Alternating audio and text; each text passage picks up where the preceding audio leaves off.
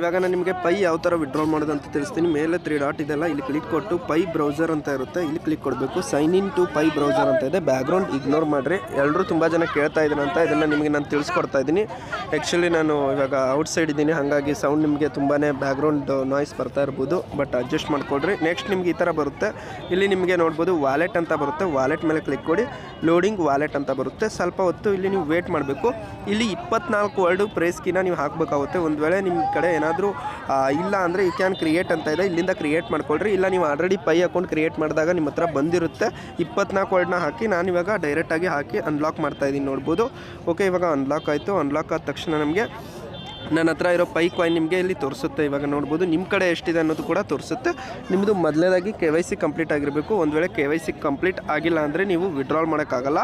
Okay, ನೋಡ್ಬೋದು ಇವಾಗ open ಆಯಿತು. 240 ಕಾಯಿನ್ ನನ್ನ ಹತ್ರ ಇದೆ. ಇವಾಗ ನಾನು ವಿಡ್ರಾಲ್ ಮಾಡಬೇಕು ಅಂದರೆ ಪೇ ಅಂತ ಇದೆ ಅಲ್ವಾ, ಪೇ ಮೇಲೆ ಕ್ಲಿಕ್ ಕೊಟ್ಟು ಮ್ಯಾನ್ಯುಲಿ ಮೇಲೆ ಕ್ಲಿಕ್ ಕೊಟ್ಟು ಇಲ್ಲಿ ನೋಡ್ಬೋದು. ಇನ್ನೇನು ನಾನು ನಿಮಗೆ ತೋರಿಸ್ತೀನಿ ಅಲ್ಲಿ ಇರೋದನ್ನೆಲ್ಲ. ಓಕೆ, ಇವಾಗ ಆಗುತ್ತೆ ನೋಡಿ. 240ನ ನೀವು ವಿಡ್ರಾಲ್ ಕೊಟ್ವಿ ಅಂದರೆ ಇನ್ಸ್ಟೆಂಟಾಗಿ ನಿಮ್ಗೆ ಏನಾಗುತ್ತೆ ಅಂದರೆ ಇಲ್ಲಿ ಟ್ರಾನ್ಸಾಕ್ಷನ್ ಕಂಪ್ಲೀಟೆಡ್ ಅಂತ ಬರುತ್ತೆ, ನೋಡ್ಬೋದು. ಅದನ್ನು ಕೂಡ ತೋರಿಸ್ತೀನಿ. ಓಕೆ, ಈ ಥರ ಬರುತ್ತೆ ನಿಮಗೆ ಟ್ರಾನ್ಸ್ಫರ್ ಸಕ್ಸಸ್ಡ್ ಅಂತ. ನೆಕ್ಸ್ಟ್ ನೀವು ಇಲ್ಲಿ ಕ್ಲೋಸ್ ಮೇಲೆ ಕ್ಲಿಕ್ ಕೊಡಿ.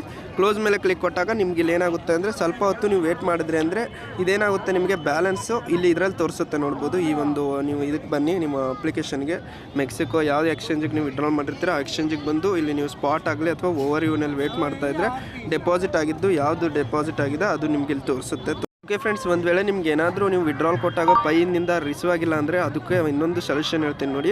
ಜಸ್ಟ್ ನೀವು ಏನು ಮಾಡಿ ಅಂದರೆ ಇಲ್ಲಿ ಸ್ಪಾಟಿಗೆ ಬನ್ನಿ. ಸ್ಪಾಟ್ನಲ್ಲೂ ಕೂಡ ಶೋ ಆಗಲಿಲ್ಲ ಅಂದರೆ ಡೆಪಾಸಿಟಿಗೆ ಹೋಗಿ ಮತ್ತೆ ಪೈಗೆ ಹೋಗಿ ಮೇಲೆ ಟ್ರಾನ್ಸಾಕ್ಷನ್ ಇರುತ್ತೆ, ಅಲ್ಲಿಗೆ ಬಂದರೆ ನೋಡ್ಬೋದು. ಇವಾಗ 23 ಕನ್ಫರ್ಮೇಷನ್ ಆಗಿದೆ, ಟೋಟಲ್ 60 ಕನ್ಫರ್ಮ್ ಆಗಬೇಕು. ಓಕೆ, ನನಗೆ 240 ಕಾಯಿನ್ ಸಿಕ್ಕಿದೆ. ಇವಾಗಿನ ಪ್ರೈಸ್ ಪ್ರಕಾರ ಹೋದರೆ ನೋಡ್ಬೋದು 240 ಕಾಯಿನಿಗೆ $492 ನನಗೆ ಇವಾಗ ರಿಸೀವ್ ಆಗಿದೆ ನೋಡಿ. 3 to 4 ಇಯರ್ಸ್ ಎಲ್ಲರೂ ಕಷ್ಟಪಟ್ಟು ಯಾರೆಲ್ಲ ಈ ಒಂದು ಪೈ ನಾನು ಹೇಳಿದಾಗೆಲ್ಲ ಜಾಯ್ನ್ ಆಗಿ 24 ಅವರ್ಸ್ಗೊಮ್ಮೆ ಕ್ಲೈಮ್ ಮಾಡೋದಿತ್ತು. ಫೈನಲ್ ಏನು ಜಾಸ್ತಿ ವರ್ಕ್ ಇದ್ರಿಕೆಲ್ಲ ಬರೀ ನೀವು 24 ಅವರ್ಸ್ಗೊಮ್ಮೆ ಕ್ಲೈಮ್ ಮಾಡೋದಿತ್ತು. ಯಾರೆಲ್ಲ ಕ್ಲೈಮ್ ಮಾಡಿದ್ರೆ ಪ್ರತಿಯೊಬ್ಬರಿಗೂ ಕೂಡ ಇವಾಗ ಪೈ ಕಾಯಿನ್ ರಿಸೀವ್ ಆಗಿರುತ್ತೆ. ಒಂದು ವೇಳೆ KYC ಒಂದು ವೇಳೆ ಆಗಿಲ್ಲ ಅಂದರೆ ಏನು ಮಾಡಬೇಕು ಅಂತ ನಾನು ಹೊಸ ಯೂಟ್ಯೂಬ್ ಚಾನಲ್ ಸ್ಟಾರ್ಟ್ ಮಾಡ್ತೀನಲ್ಲ ಅದರಲ್ಲಿ